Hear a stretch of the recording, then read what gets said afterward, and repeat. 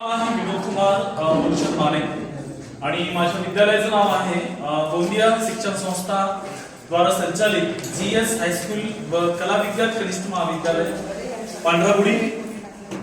राज्य शैक्षणिक संशोधन व प्रशिक्षण परिषद पुणे द्वारा शिक्षक अधिकारी कर्मचारी यांच्यासाठी आयोजित विभागीय स्पर्धेमध्ये आवर्जून उपस्थित असलेले आजच्या या विभागीय स्पर्धेचे जजेस आणि ज्यांच्या मार्गदर्शनामध्ये या ठिकाणी हे कथाकथन स्पर्धेचं आयोजन करण्यात आलेलं आहे अशा सर्व माझ्या वरिष्ठ अधिकारी आणि शिक्षक बंधू भगिनींना परत एकदा सप्रेम नमस्कार। माझ्या कथेचं शीर्षक आहे अनमोल ते मातीमोल आणि सदर कथेचा स्तर आहे 9 ते 12। संविधानिक मूल्य, जीवन कौशल्य या सगळ्याचं प्रत्यय या कथेमधून येतं। माझ्या कथेला मी सुरुवात करतो आहे।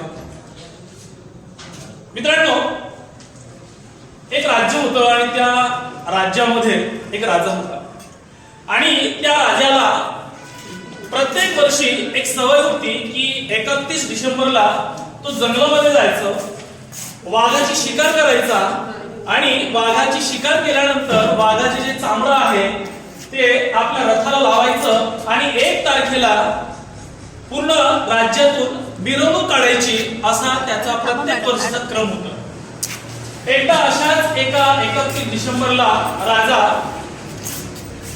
घोड्यावर बसला, स्वार झाला आणि जंगलाच्या दिशेनं त्याने कूच केली। राजा जंगलात गेला आणि भयानक अशा जंगलामध्ये राजा गेल्यानंतर त्याला वाघ अजिबात भेटलेला नाही।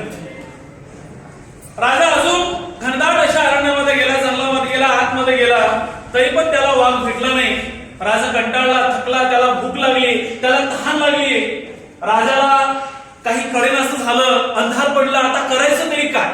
आणि मग अशा वेळेला राजा घोड्यावर उतरला, घोडा देखील दमला, घोडा देखील चालवेना, राजा देखील चालवेना आणि अशा वेळेला मग राजाने विचार केलं की आता काय करायचं? एवढा भयानक जंगलामध्ये आता आपण जगू की मरू हा प्रश्न त्याच्या पुढे निर्माण झाला। आणि मग राजा हळूहळू घोड्याला पकडून हातामध्ये तो चालायला लागला।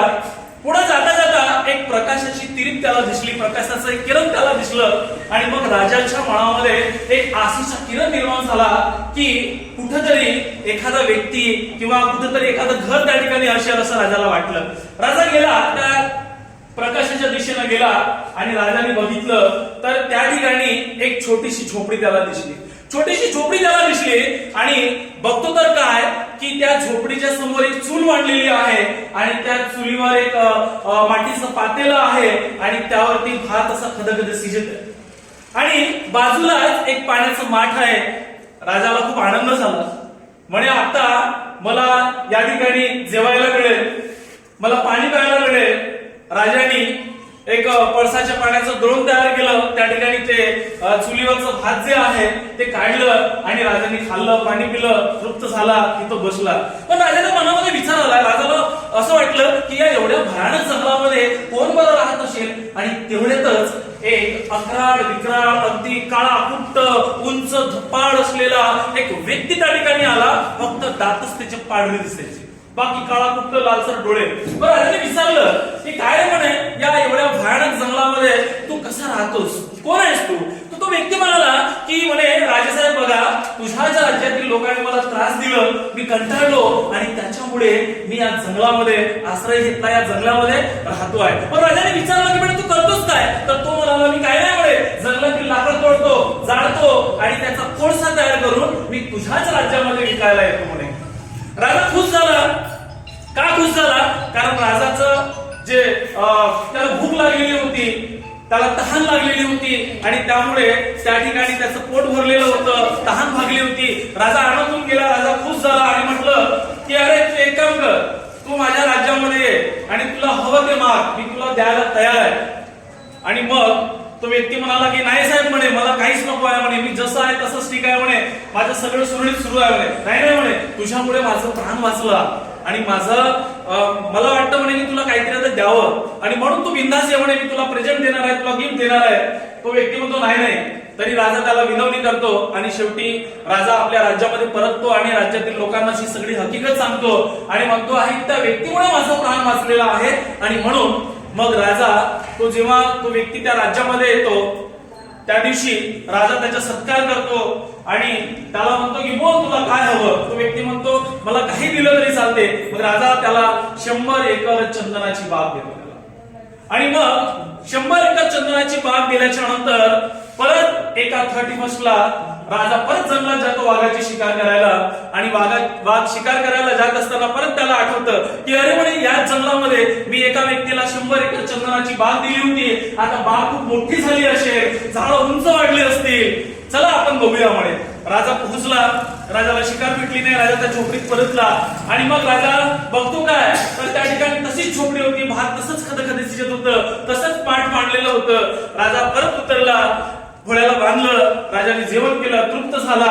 तेवढ्यात तो व्यक्ती आला आणि म्हणाला त्याला की राजेसाहेब तुम्ही परत आले. हो म्हणे मी परत आलो. चल म्हणे आपण मी तुला जी बाग दिली होती, चंदनाची बाग तुला भेट दिलेली होती, ती बाग आता खूप मोठी झाली असेल ना. मग तो व्यक्ती त्याला घेऊन गेला.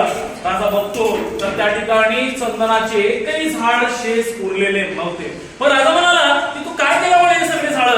तो व्यक्ती म्हणतो आहे की राजेसाहेब माझा व्यवसाय सुद्धा म्हणे की झाडं कापायचं, त्याचं कोळसा तयार करायचं आणि मग कुठे विकायचं तर आपण तुझ्याच गावामध्ये येऊन विकायचं. राजेसाहेब म्हणे ही चंदनाची सगळी झाडे तोडली म्हणे, त्याचा कोळसा तयार केला म्हणे, तरी पण म्हणे मी तुझ्या राज्यामध्ये आलो म्हणे विकायला आणि लोकांना म्हणायचं म्हणे की अरे ही चंदनाची कोळशी आहेत. तरी साहेब म्हणे त्याच भावामध्ये, त्या एकाच भावामध्ये म्हणे ते सगळे विकले म्हणे. राजाला खूप पश्चाताप झाला की म्हणे कोणत्या मूर्खाला ही चंदनाची बाग दिली. त्याला चंदनाचं महत्व कळलं नाही, त्याला चंदनाचं मोल समजलं नाही. मित्रांनो आपल्या आयुष्याचं पण तसंच आहे. आपल्याला छान जीवन भेटलेलं आहे, त्या जीवनाचं तो जीवन आपल्याला सत्कर्मी लावायचं की त्या जीवनाचं कोळसा करायचा हे आपल्या हातामध्ये आहे.